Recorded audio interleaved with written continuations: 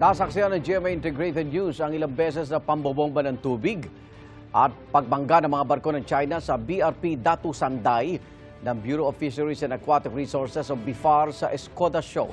Sinadyang banggain. You are within the Philippine Exclusive Economic Zone.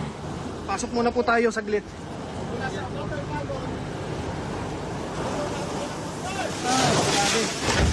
Uy! Hindi maano to. Pasok ka. Sumabit.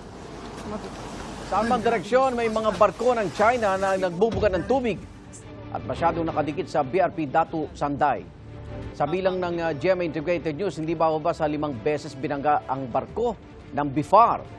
Isa sa mga bumangga sa barko ng BIFAR ang China Coast Guard Vessel 21551. Ito rin ang bumangga sa barko ng Philippine Coast Guard na BRP Bagakay noong August 19 ng madaling araw.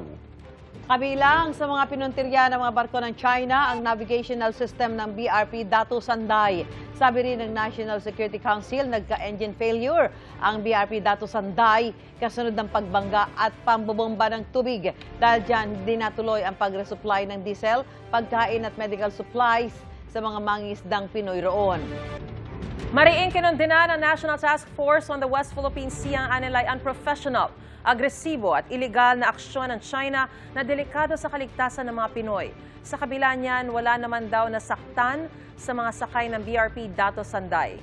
Itinanggi rin ng task force ang ipinakakalat na impormasyon ng China na may mga Pilipinong nahulog mula sa barko ng BIFAR at sinagip daw ng mga taga-CCG. Ang buong detalye ng pangaharas ng China sa BRP Datu Sanday, ihatid namin mamaya live.